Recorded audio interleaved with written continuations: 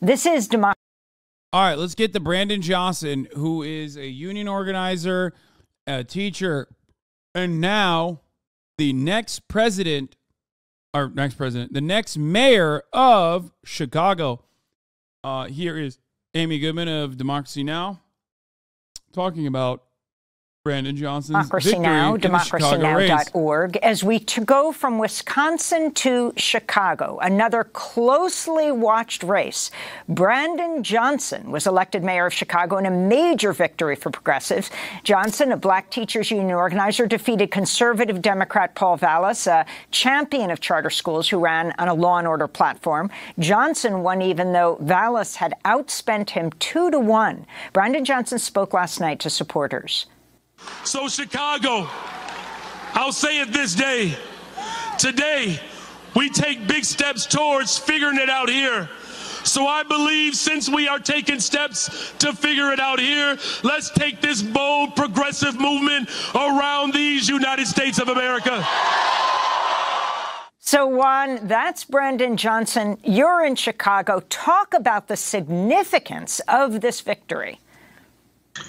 Yes, Amy. All the polls have been predicting a dead heat. It was a close race, the narrowest margin since Harold Washington won election as Chicago mayor back in 1983. But Brandon Johnson did succeed in rebuilding a progressive coalition to be able to capture the mayoralty. He won in impressive majorities in various groups across the city. In the African-American community, he did far better than the polls were showing. So basically, the undecided African-American voters broke in the last week almost completely for him. He did win a majority of the Latino wards of the city.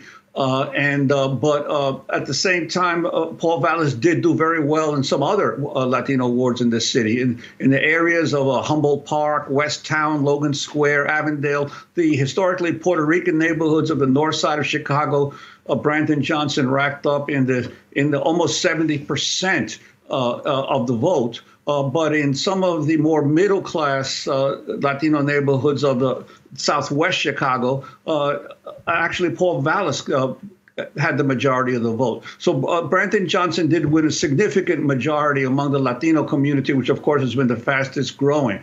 But Vallas did have significant support, obviously, in the white community and in some sections of the Latino community as well.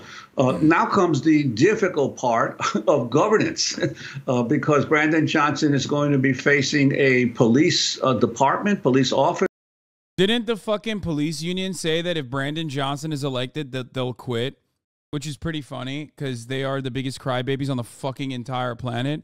But they, of course, probably personally thought it would never happen, much like many people in Chicago with proximity to power thought that a person who is fond of socialism, a person who is like been very critical and spoken out on behalf of unions and striking, you know, they said that they would fucking they thought that it would never happen, and they said that they would quit 800 to 1,000, right?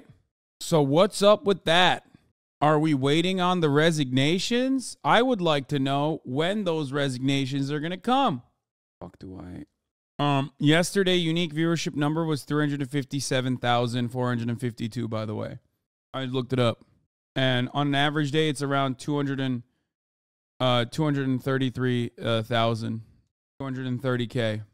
So my unique viewership, as in like my ratings, is still significantly smaller than Seth Meyers, who is, you know, still a TV show. Oh, here it is. I just wanted to get to the bottom of that, so now we know. TV ratings are not unique viewers, man. Seth Meyers' uniques would be in the tens of millions. Wait, no, that's not true. TV ratings are literally done like that. You think 10 million people, you work in TV analytics, you think 10 million people watch Seth Meyers every night? Are you fucking nuts, dude? You work in TV analytics? How the fuck do you think Nielsen TV ratings work? No wonder TV's failing. They got this motherfucker doing analytics. No. Seth Meyers' ratings imply that he's getting 700,000 people, 780,000 people watching him concurrently. Okay? That's what that means. Anyway, this would be cool if this would happen, honestly. Here is the new mayor of Chicago. Convincing our members to wear a red t-shirt on Friday was a task. It took us a year to convince CTU members that it's okay to associate yourself with labor. The baby socialists would just wear the buttons, right? You know, we got to, start them off, gently. And so eventually they started putting on red t-shirts. And so building that sense of consciousness.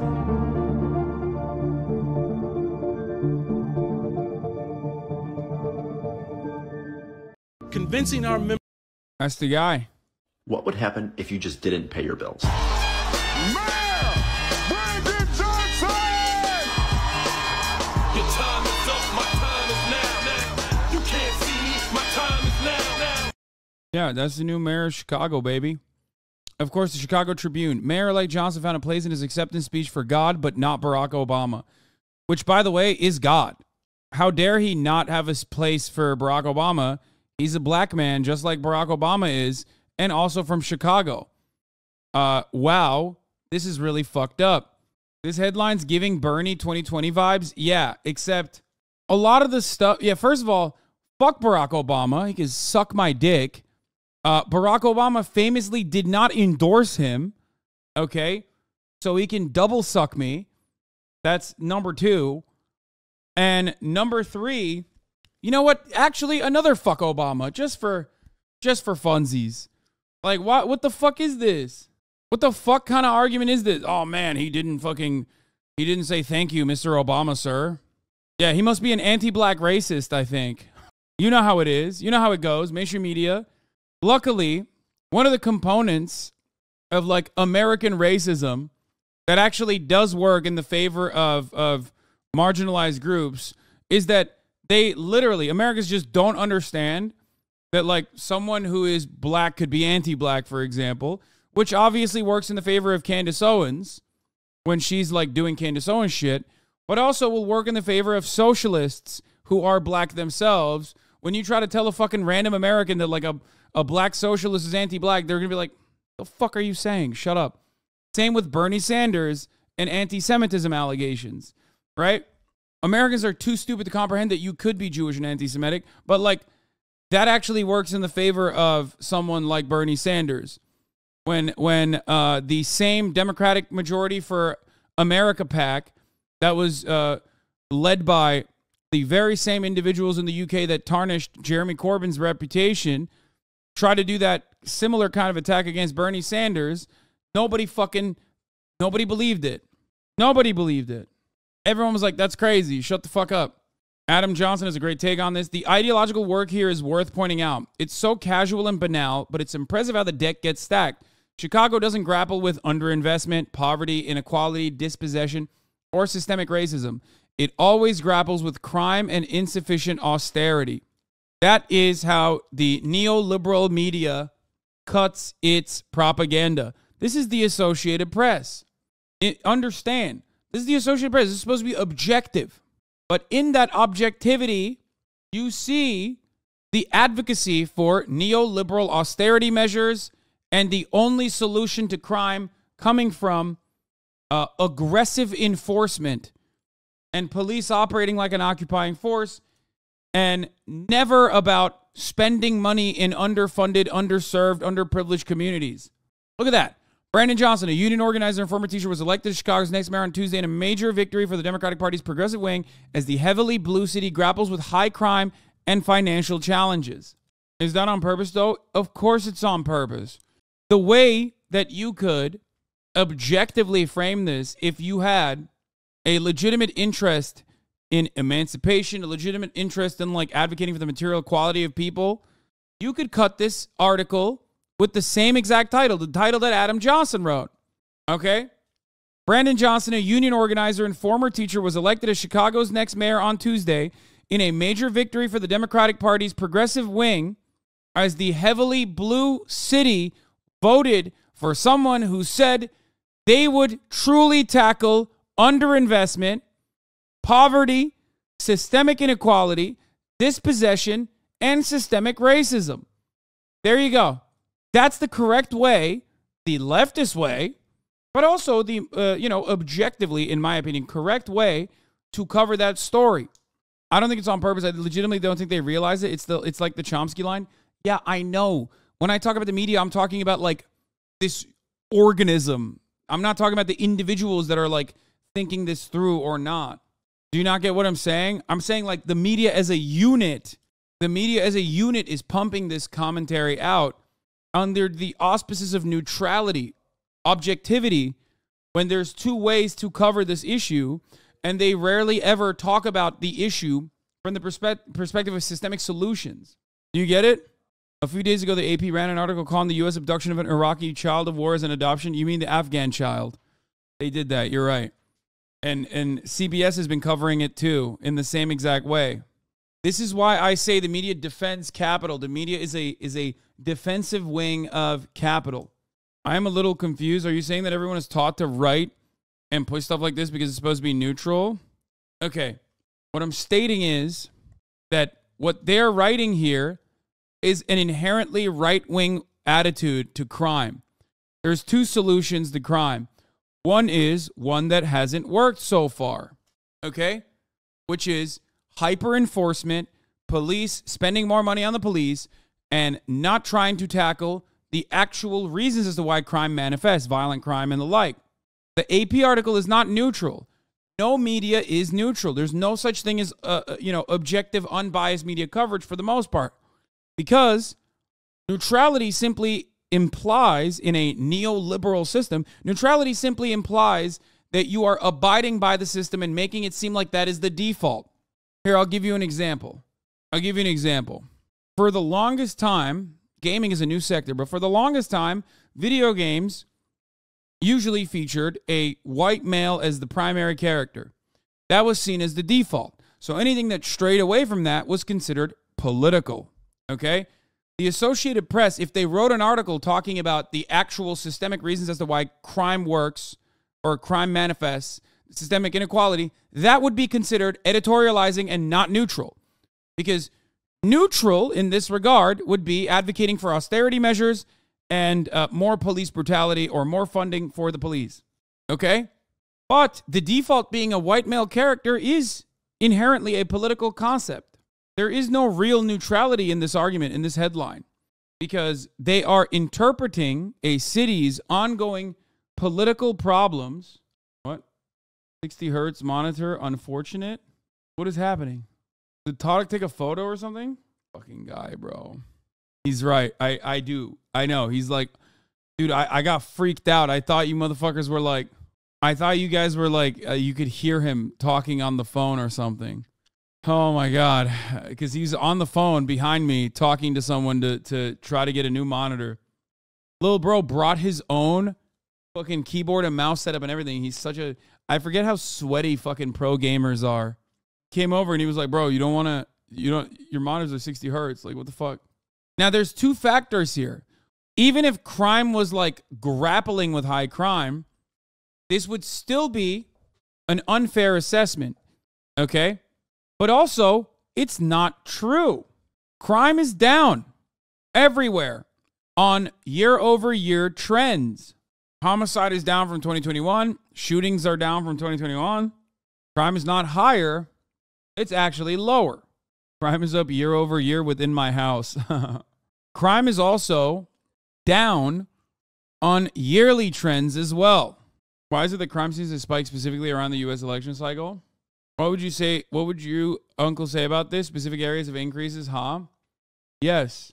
Homicide is the only type of crime that's up in Los Angeles, for example, which is a pretty significant crime to consider, except the reality is that it is not one that impacts the neighborhoods that my uncle frequents. It's simply a poverty issue regardless. Doesn't this show that the current way of treating crime is working? In my opinion, no. If you ask Uncle Sam Cedar, my real uncle, my true uncle, he will tell you that it's lead poisoning that caused this level of crime because there's no other way to factor into consideration a global decline in crime without any serious decline in poverty. Anyway. Not exactly thrilled with JB sitting this race out, but he gets it. Governor Pritzker was asked today about his react to yesterday's mayoral race. Brandon Johnson, the reporter said, barely won the race, which is an odd thing to say because Johnson's currently ahead by 3 percentage points, and that lead is expected to grow as more mail-in ballots are received. But here's his response. Well, let's start by saying congratulations to Brandon Johnson on his big win. I think there were a lot of people who were surprised, and in fact, when you say it was a small margin, actually, I think there were people who thought he would lose by a larger margin than he ended up winning by. But he won. And he overcame, I think, suggestions that he couldn't. And so anybody that's ever run for public office knows that when you can overcome expectations and eke out or succeed in winning, especially in an important city like Chicago, this is J.B. Pritzker, big boy, big boy's neighborhood, defending another big boy. I think Brandon Johnson could be considered a big boy, potentially. Not as big as JB. JB is the biggest of big boys, but anyway, they deserve enormous kudos. I look forward to working with Mayor like Johnson. I spoke with him last night.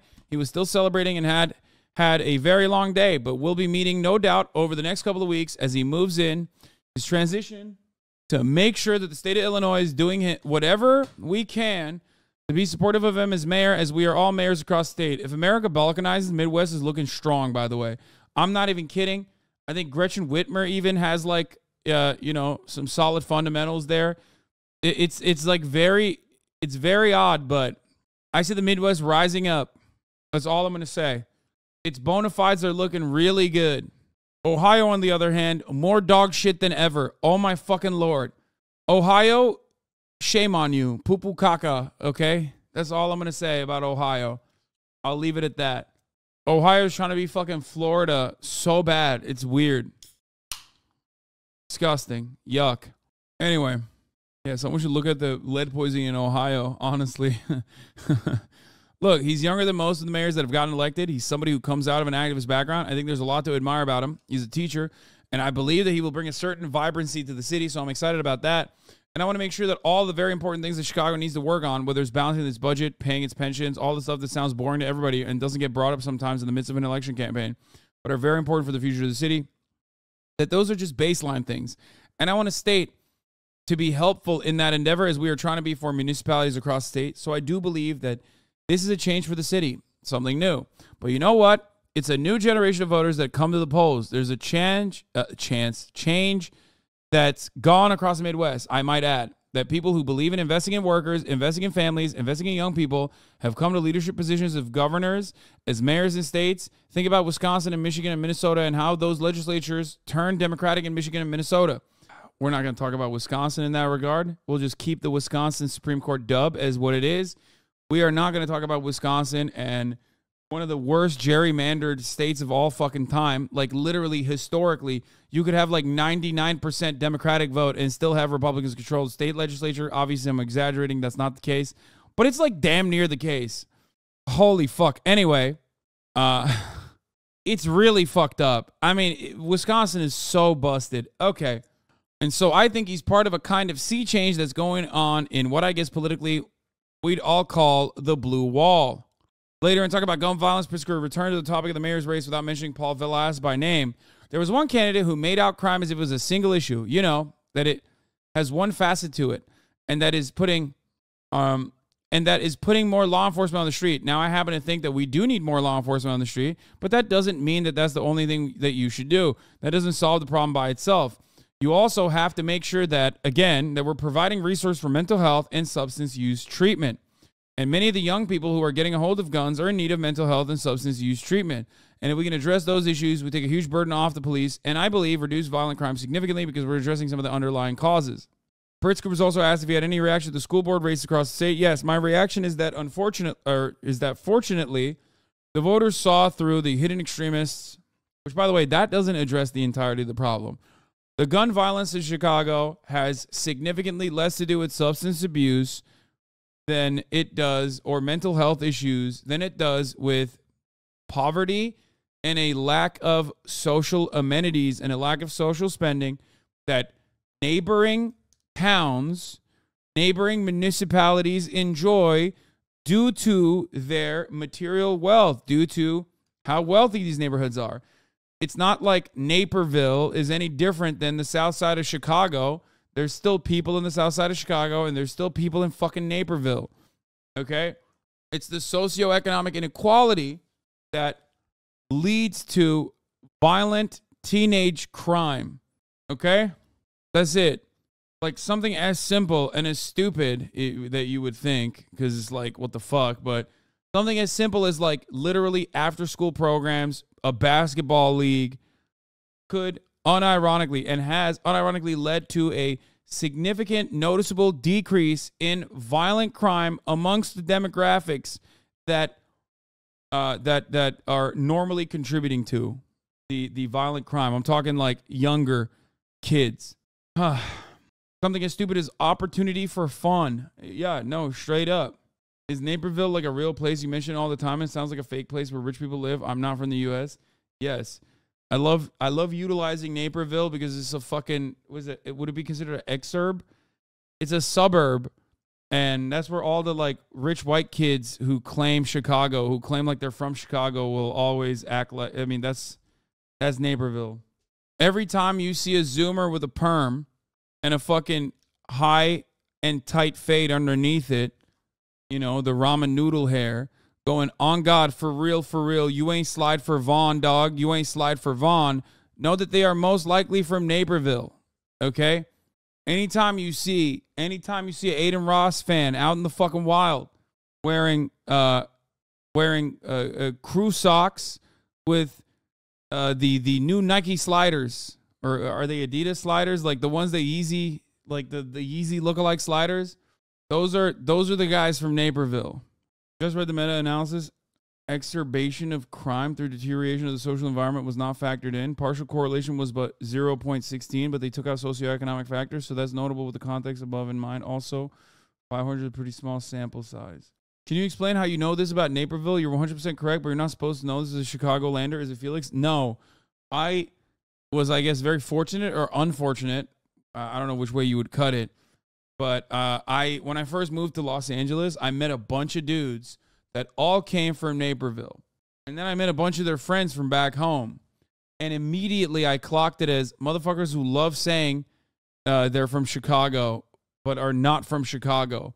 And as someone who is unfamiliar with Chicago, I thought, that's so odd that these guys are talking about like being from Chicago, but don't resemble the type of person that would have grown up in a city, let alone a black, brown, or poorer part of a city. As someone who grew up in cities my whole life, I know when someone is from a city in general, you know? And these guys definitely did not give I grew up in the city vibes. And since then, my Naperville Andy memes have developed through my understanding of drill music and its primary consumers, you know, over the course of many years. I learned more about Naperville. Can you go to Naperville? Yeah, I do need to check in with Kyler and Tanner if I go to Naperville, lest I get shot, because it's on site. They'll be driving by with their, you know, their mother's Toyota Sienna. I'm basically directly calling out like a big chunk of this audience too. Anyway, don't forget Kyler's girlfriend, McKaylee. Oh yeah, 100%. And also, you're missing a couple different vowels there. McKaylee is not written with a A-Y-L-E-E. It's written with an A-E-I-G-H. Yeah, like that. Where you're like, what the fuck just happened? Like, how did you write it like that? We're unpacking a lot about white culture here today.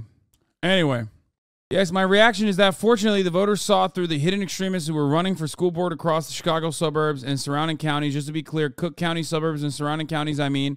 Really, you know, the extremists got trounced yesterday and has been acknowledged by some, the more extremist politicians in the state overnight and this morning on Facebook and elsewhere. And I'm glad that those folks were shown up and, frankly, tossed out. So, that's it. Good news coming out of Chicago, though. People are pointing out how embarrassing this is, but to make a more pedestrian observation, Obama didn't endorse or campaign for Johnson, and some key figures from Obama would endorse his opponent. Obama world endorses his opponent. Why the hell would Johnson mention Obama? Exactly.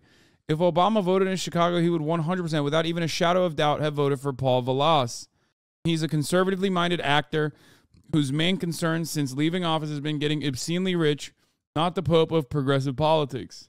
The only thing linking Mayor-elect Let's Go Brandon Johnson to Barack Obama is the color of their skin. And, of course, that is going to be enough for places like the Chicago Tribune. Every fucking neoliberal mainstream media outlet loves running the same fucking lines, you know? In many respects, there's no difference between this and some fucking Fox News watcher looking at a black guy, pointing to him and going, that's a Democrat. That's woke. Literally. It's just like two sides of the same fucking coin. Officers who see him as their worst nightmare. He's going to be facing a business community that is definitely worried about some of his pronounced policy positions. And of course, the billionaires who continue to fund the charter school movement are going to be also going to find a difficult situation with the new mayor. So we're going to be a key aspect of this, of course, was the power and the mobilization and the money of major labor unions like the service. They're going to try to do a business plot on Brandon Johnson. The Illinois Chamber of Commerce has decided that there's a new mayor in Chicago. America is doing a paramilitary coup in Chicago by way of the police department and taking out Brandon Johnson and then putting in the Illinois Chamber of Commerce leader as the new mayor of Chicago. We've decided. Stop giving them ideas. I mean, it's just like they won't do that, but they'll fucking undermine him at every step of the way unless he gets like actual support from JB Pritzker.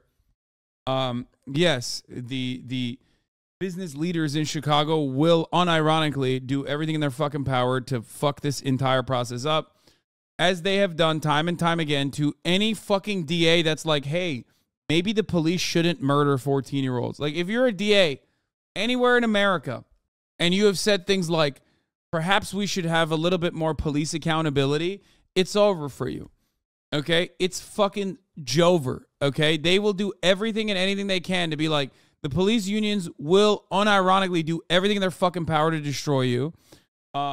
On top of that, business leaders will like collaborate with the police unions to say, oh God, these cops are not doing their jobs because of the fucking woke DA. Same shit goes for mayors as well. Same shit goes for anyone in proximity to power that has an opinion that is a little bit outside, maybe a little bit to the left of like the regular neoliberal norms. Think about the prior two mayors of Chicago and you will understand what I'm talking about. You got Lori Lightfoot, and before that you had absolute demon Rahm Emanuel. So, we'll see. SEIU, the Service Employees International Union, the Teachers Union, especially the Chicago Teachers Union, those were the main bulwarks of the ground organization that Brandon Johnson was able to put together, as well as the financing that.